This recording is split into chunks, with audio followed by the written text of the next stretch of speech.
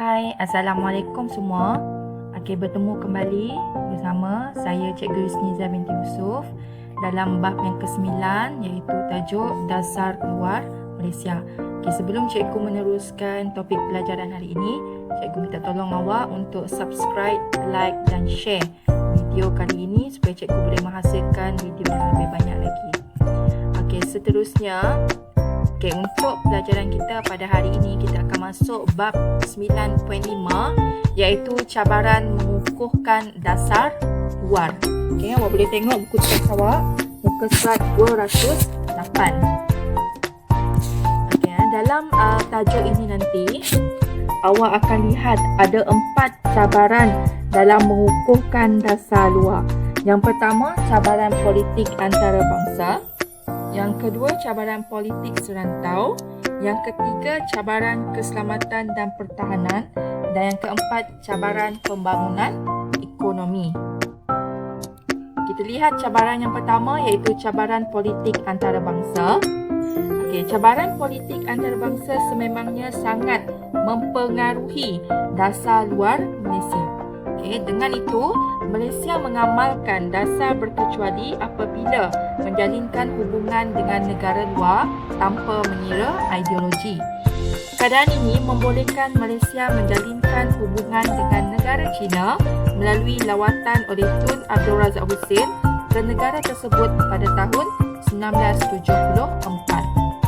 Awak lihat gambar di sini ya.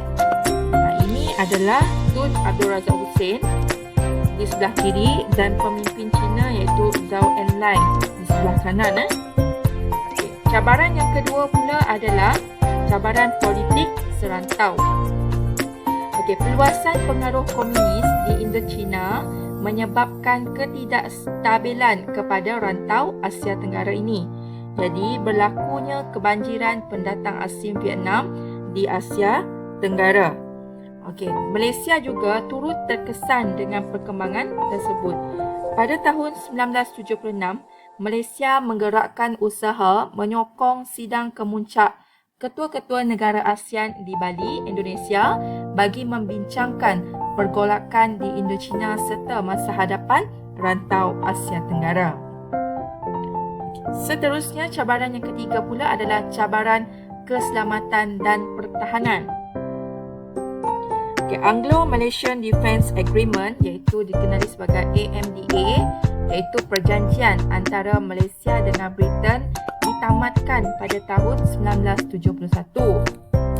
Kemudian, berikutan itu Malaysia telah menandatangani perjanjian pertahanan baru iaitu Five Power Defence Arrangement FPDA ataupun Perjanjian Pertahanan 5 Negara pada 15 April hingga 16 April 1971 iaitu melibatkan Malaysia, Singapura, Britain, New Zealand dan juga Australia. Dalam perjanjian ini, Malaysia akan memperoleh bantuan teknikal dan latihan bersama bagi memperkukuh pertahanan dan keselamatan negara melalui FPDA. Seterusnya, Malaysia turut bekerjasama dengan negara ASEAN dalam memperkuat pertahanan dan keselamatan rantau Asia Tenggara.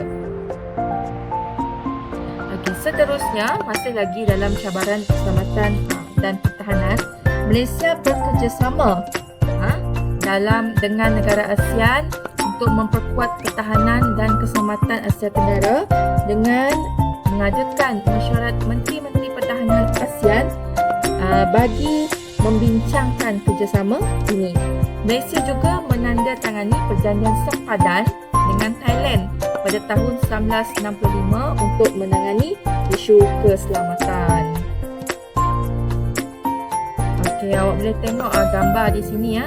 Ini adalah Tun Dr. Abdul Rahman di sebelah kanan bersama dengan Dawi Chola Sapya iaitu di sebelah kiri ini iaitu Ketua Marshal Udara Thailand menandatangani perjanjian sempadan tahun 1965. Seterusnya ini adalah gambar di mana Panglima Angkatan Tentera Jeneral Tan Sri Raja Mohamed Afendi Raja Mohamed Noor di sebelah tengah-tengah ini mewakili Malaysia dalam 18 FPDA, Five Power Defence Arrangement. Okey. Seterusnya, cabaran yang keempat iaitu cabaran pembangunan ekonomi. Okey, cabaran utama yang dihadapi oleh Malaysia dalam ekonomi ialah wujudnya dominasi negara maju bagi menentukan harga komoditi biji timah, getah, hasil minyak dan gas negara. Apa maksud dominasi? Dominasi maksudnya negara maju ini, negara barat berkuasa menentukan harga komoditi ini. Jadi, Malaysia telah menjadi anggota pertubuhan antarabangsa seperti dua ni International Tin Council ITC ataupun Majlis Timah Antarabangsa dan General Agreement on Tariff and Trade GATT iaitu Perjanjian Umum Tarif Perdagangan. Desakan Malaysia agar harga barangan dapat dikawal disuarakan melalui organisasi ini tadi bagi membolehkan Malaysia memperoleh hasil daripada minyak dan gas. Selain itu, Malaysia menubuhkan Petronas pada tahun 1974 untuk tujuannya membangunkan sektor minyak dan gas negara. Kita lihat gambar yang seterusnya. Okey, ini adalah perjanjian berkongsi pengeluaran cari gali dan kemajuan perusahaan minyak antara Petronas dengan Esso pada 8 Disember 1976 di Kuala Lumpur. Petronas diwakili oleh Kadir Syamsuddin yang duduk di tengah-tengah. Sebagai kesimpulannya, perkembangan pada peringkat antarabangsa dalam ekonomi, sosial dan politik menjadi cabaran utama Malaysia.